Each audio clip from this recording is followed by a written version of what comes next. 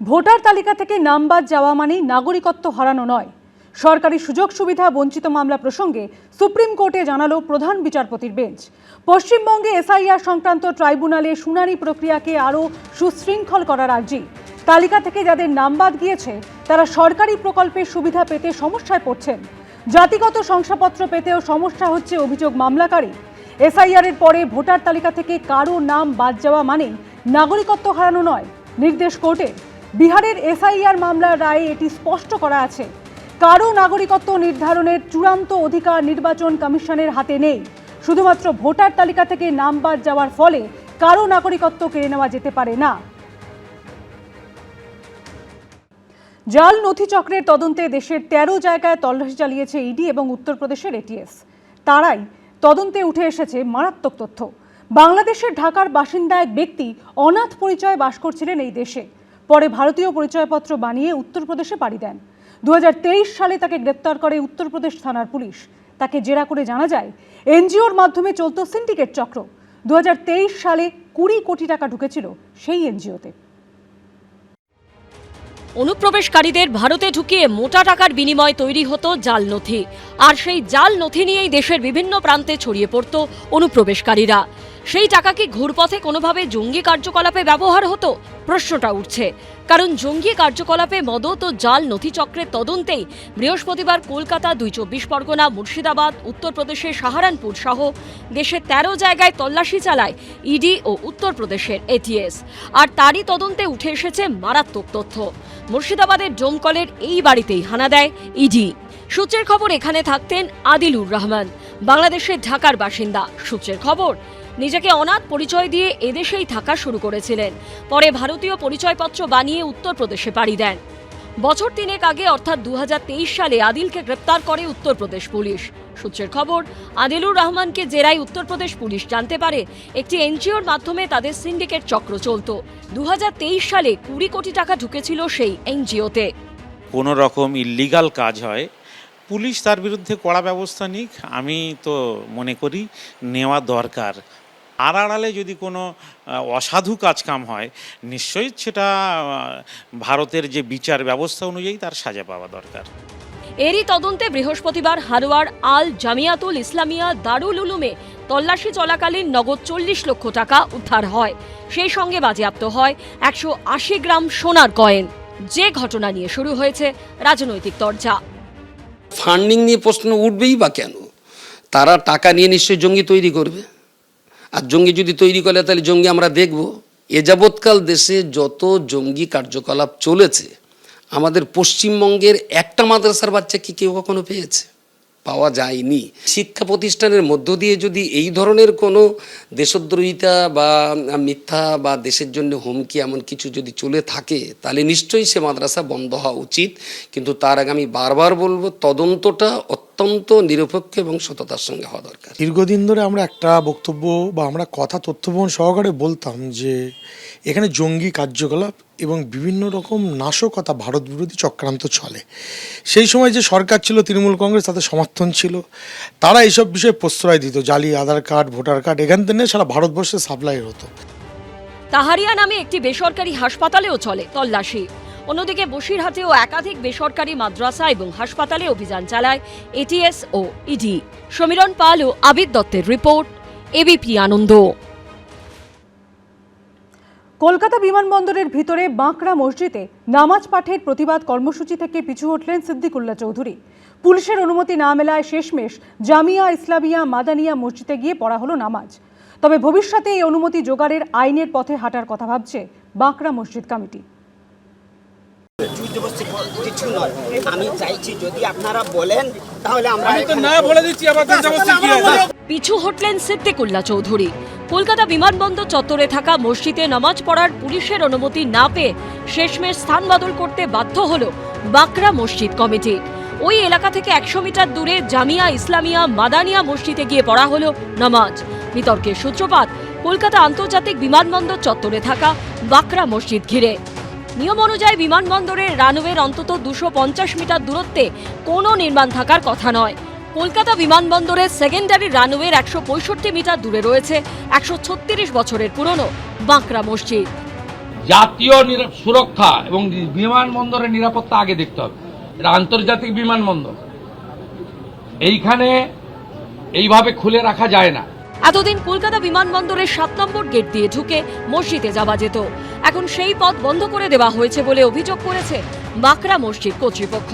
শুক্রবার প্রতিবাদ কর্মসূচির ডাক দেন বাকরা মসজিদ কমিটির সভাপতি সিদ্দিকুল্লাহ চৌধুরী। আমরা কাল যাব, ওই রাস্তায় বা কোথাও নামাজ পড়ব। এদিন সকাল থেকেই দেখা যায় বাকরা সহ গোটা এলাকা মুড়ে ফেলা হয় কেন্দ্রীয় বাহিনী ও বিরাট পুলিশ বাহিনী দিয়ে। এলাকায় 163 ধারা জারি থাকার কথা বলে বারবার মাইকে ঘোষণাও চলতে থাকে পুলিশের তরফে। বাকরা মোড় এবং তার সংলগ্ন পার্শ্ববর্তী বিস্তীর্ণ এলাকায় ভারতীয় নাগরিক সুরক্ষা সংহিতার 163 ধারা অর্থাৎ 144 ধারা জারি করা হয়েছে। এই নির্ধারিত এলাকায় 4 জন বা তার বেশি লোক জমায়েত হলে প্রশাসন আইনানুগ ব্যবস্থা নিতে বাধ্য থাকবে। এই যে ঠিক সার্ভিস রোডের উপরে, যশোর রোডে ঠিক পাশে যে মসজিদ রয়েছে যার নাম রয়েছে জামিয়া ইসলামিয়া মাদানিয়া, এখানে কিন্তু সিদ্দিকুল্লাহ চৌধুরী কিছুক্ষণ আগে প্রবেশ করেছেন এবং যেটা সিদ্ধান্ত হয়েছে যে এই মসজিদেই তারা কিন্তু নামাজ পড়বেন। অর্থাৎ বিতর্ক যে মসজিদকে কেন্দ্র করে ছিল যে আজকে সেখানে ঢুকে তারা নামাজ পড়বেন, শেষমেশ কিন্তু সেখানে পুলিশ বা প্রশাসনের তরফে সেখানে অনুমতি না মেলাতে তারা শেষমেশ সিদ্ধান্ত নেন যে ঠিক যেখানে মসজিদটি ছিল অর্থাৎ এয়ারপোর্ট 7 নম্বর গেটের ঠিক অপোজিটে যে সার্ভিস রোড রয়েছে, এখানের যে মসজিদ রয়েছে এখানে তারা নামাজ পড়বেন। আমাদের সিদ্ধান্ত আইনের রাস্তা খোলা। নেক্সট স্টেপ, এক হলো আদালত, আর একটা হলো অফিসিয়ালি চিঠি রাজ্যবাসীর পক্ষ থেকে, সেটা কমিটি আলোচনা করে ঠিক করবে। এই ঘটনা ঘিরে সুর চড়িয়েছে বিজেপি। ওই হাই সিকিউরিটি জোনে নামাজ না পড়তে দেওয়ার জন্য সিদ্দিকুল্লাহ বাবুর কেন এত রাগ?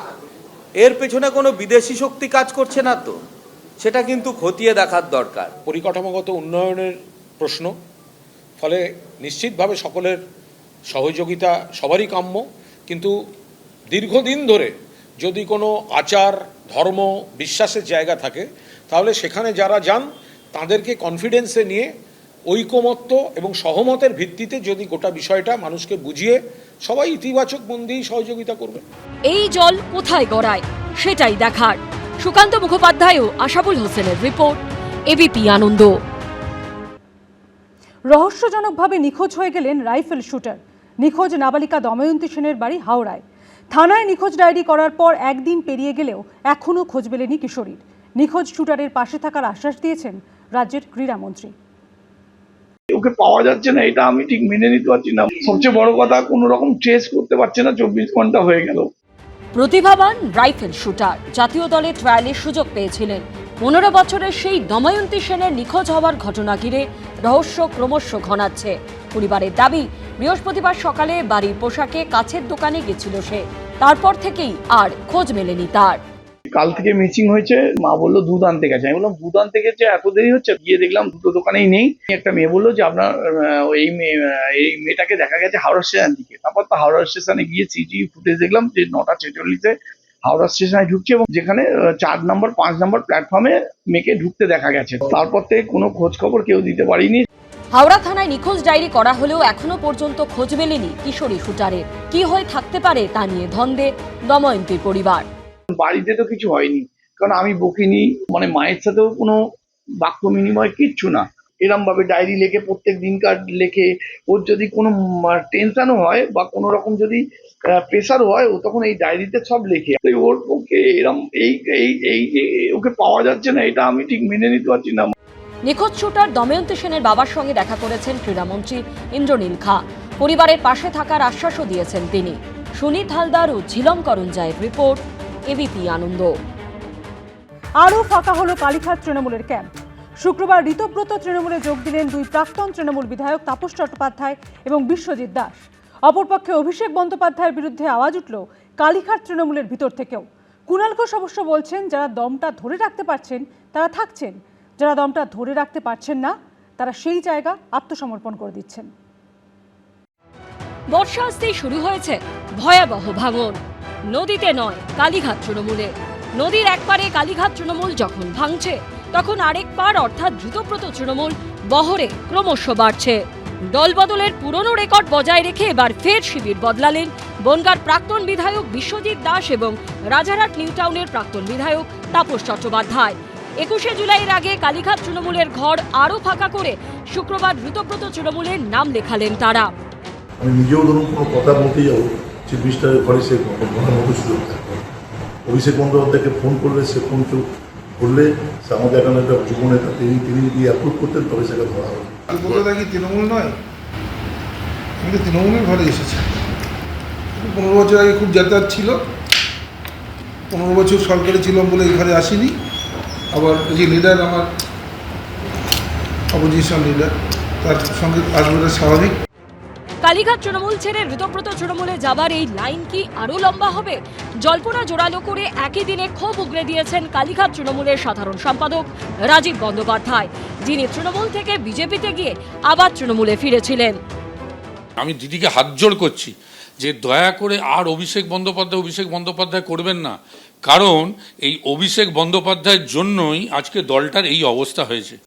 এই নিয়ে অবশ্য কটাক্ষের সুর শোনা গেছে কালীঘাট তৃণমূলের গলায়। ভুবন ভুবন ভ্রমিয়া শেষে আমি এসেছি তোমারই দেশে। যারা দমটা ধরে রাখতে পারছেন তারা থাকছেন, যারা দমটা ধরে রাখতে পারছেন না তারা সেই জায়গাটা আত্মসমর্পণ করে দিচ্ছেন। একটা দল হচ্ছে চটি চাটা আর একটা দল হচ্ছে বালিশ চাটা। বিশ্বজিৎ দাস ও রাজীব বন্দ্যোপাধ্যায় তৃণমূল থেকে বিজেপিতে গিয়ে আবার তৃণমূলে ফিরেছিলেন।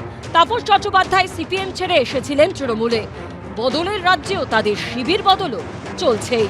আশাবুল হোসেন, কৃষ্ণেন্দু অধিকারী ও রাজা চট্টোপাধ্যায়ের রিপোর্ট, এবিপি আনন্দ। 21শে জুলাইয়ের আগে ক্রমশ খালি হচ্ছে কালীঘাট তৃণমূল। বৃহস্পতিবার হাত ছেড়েছেন কোয়েল মল্লিক, আর শুক্রবার মমতা বন্দ্যোপাধ্যায়ের হাত ছাড়লেন তাপস চট্টোপাধ্যায় এবং বিশ্বজিৎ দাস। যদিও তাদের দলবদল বা শিবির বদল নতুন নয়। এদিন মমতা বন্দ্যোপাধ্যায় অভিষেক বন্দ্যোপাধ্যায়ের বিরুদ্ধে ক্ষোভ উগরে দিয়েছেন ডোমজুর থেকে তৃণমূলের দুবারের বিধায়ক রাজীব বন্দ্যোপাধ্যায়ও। তবে এবার কি তিনি শিবির বদলের পথে? আমার রাজনৈতিক জীবন বলুন, পরিবার বলুন, সবকিছু কিভাবে নষ্ট করেছে এই অভিষেক বন্দ্যোপাধ্যায়। একজনের সঙ্গে একজনের লড়াই করে দেওয়া, এটা নিয়ে খুবই অসন্তুষ্ট ছিল। ক্ষমতার পোলেস্তরা খসে পড়তেই তৃণমূলের দৈন্য চেহারা প্রকট হয়েছে। একসময় যে দল বিরোধীদের ভাঙাতো, আজ সেই দল ছাড়ার ধুম পড়ে গেছে। লোকসভা, রাজ্যসভা থেকে বিধানসভা, সর্বত্রই শুধু ভাঙনের সুর। শুক্রবার বিধানসভায় গিয়ে ঋতব্রত তৃণমূলের নাম লেখালেন তাপস চট্টোপাধ্যায়, বিশ্বজিৎ দাস। একই দিনে ক্ষোভ উগরে দিয়ে শিবির বদলের জল্পনা উস্কে দিলেন কালীঘাট তৃণমূলের রাজ্য সাধারণ সম্পাদক রাজীব বন্দ্যোপাধ্যায়ও। এই তিনজনের কারো ক্ষেত্রেই অবশ্য শিবির বদল নতুন নয়। কেউ কেউ তো একাধিকবারও দল বদলে ফেলেছেন। 2015 সালে সিপিএম ছেড়ে তৃণমূলে যোগ দেন রাজারহাট গোপালপুরের প্রাক্তন পুরপ্রধান তাপস চট্টোপাধ্যায়। এরপর 2021 সালের বিধানসভা নির্বাচনে রাজারহাট নিউ টাউন কেন্দ্র থেকে বিধায়ক হন। 2026-এ সেই কেন্দ্র থেকেই হেরে যান। সম্প্রতি প্রাক্তন তৃণমূল কাউন্সিলর দেবরাজ চক্রবর্তীর গ্রেপ্তারির পর এই তাপস চট্টোপাধ্যায়ের বিরুদ্ধে অভিযোগ তুলেছিলেন বিজেপি বিধায়ক তরুণ জ্যোতি তিওয়ারি। তাপস চ্যাটার্জি, দেবরাজ চক্রবর্তী মানে সিন্ডিকেট ক্রাইমের পার্টনার, কিন্তু বছর 2-3 আগেও তাপস চ্যাটার্জির হাত থেকে সাইন করা প্ল্যানে কাজ হয়েছে। এবার তাপস চ্যাটার্জি, দেবরাজ, এই সিন্ডিকেটগুলো চলতো। এবার সেই তাপস চট্টোপাধ্যায় শিবির বদলে চলে গেলেন ঋতব্রত তৃণমূলে। দলে যে একটা পলিটিক্যাল লাইফ, সাংগঠনিক লাইফ, অর্গানাইজেশন সেন্স, এটা আমাদের যেটা বললো যে কালেকটিভ আলোচনা, এটা খুবই অভাব ছিল। বিশ্বজিৎ দাসের রাজনৈতিক অতীতও একই রকম। 2019-এর লোকসভা ভোটে বিজেপি এ রাজ্যে অত্যন্ত ভালো ফল করে। সে বছরই তৃণমূল ছেড়ে বিজেপিতে যোগ দেন বিশ্বজিৎ দাস। আবার 2021-এ তৃণমূল বিপুল ভোটে জিতে ক্ষমতায় ফিরতেই তৃণমূলে ফেরেন বিশ্বজিৎ। কোনো জনপ্রতিনিধির মনে হয় কাজ করবার জন্য, তাহলে মমতা বন্দ্যোপাধ্যায়ের বিকল্প এই মুহূর্তে সারা পশ্চিমবাংলা কেন, সারা ভারতবর্ষের বুকে নেই। এবার তৃণমূলের ভরাডুবির পর শিবির বদলের হিড়িকে সেই বিশ্বজিৎ দাস কালীঘাট তৃণমূল থেকে যোগ দিলেন ঋতব্রত তৃণমূল শিবিরে। As a leader, opposition leader, Trinamool Congress আমার পার্টির, আমি লিডারের সঙ্গেই আছি। কম যান না রাজীব বন্দ্যোপাধ্যায়ও। ডোমজুর থেকে তৃণমূলের দুবারের বিধায়ক রাজীব বন্দ্যোপাধ্যায় 2021-এর বিধানসভা ভোটের আগে 29শে জানুয়ারি বিধায়ক পদ থেকে ইস্তফা দেন। কৃতজ্ঞতা জানাই আজকে আবার আমার দলনেত্রীকে। মাননীয় নেত্রী আমার কাছে একজন মাদার ফিগার, সুতরাং তিনি আমায় সুযোগ করে দিয়েছেন, তার কাছে আমি চিরকৃতজ্ঞ। এবং তার ছবি যেমন আমার মাথার পিছনে থাকে, নিশ্চিতভাবে তার ছবি আমি সাথে নিয়ে বেরিয়েছি, তার ছবি আমার সাথেই থাকবে। কিন্তু পরদিনই চার্টার্ড ফ্লাইটে দিল্লি গিয়ে অমিত শাহর হাত ধরে বিজেপিতে যোগ দিয়েছিলেন। কিন্তু বিজেপির টিকিটে বিধানসভা ভোটে লড়েও ডোমজুর থেকে হেরে যান। 9 মাসের মাথায় ব্যাক টু টিএমসি। ত্রিপুরায় অভিষেক বন্দ্যোপাধ্যায়ের হাত ধরে তৃণমূলে ফেরেন। 2026-এ ডেবরা থেকে লড়ে হেরে যান।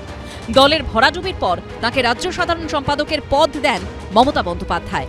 সেই রাজীব বন্দ্যোপাধ্যায় শুক্রবার ক্ষোভ উগরে দিলেন। আজকে এই দলের ভরাডুবির জন্য কেউ দায়ী না, একজনই দায়ী, তার নাম হচ্ছে অভিষেক বন্দ্যোপাধ্যায়। সব মিলিয়ে 21শে জুলাইয়ের আগে ক্রমশ খালি হচ্ছে মমতা বন্দ্যোপাধ্যায়ের কালীঘাট শিবির। কৃষ্ণেন্দু অধিকারী ও গৌতম মণ্ডলের রিপোর্ট, এবিপি আনন্দ। এবিপি আনন্দ, এগিয়ে থাকে, এগিয়ে রাখে।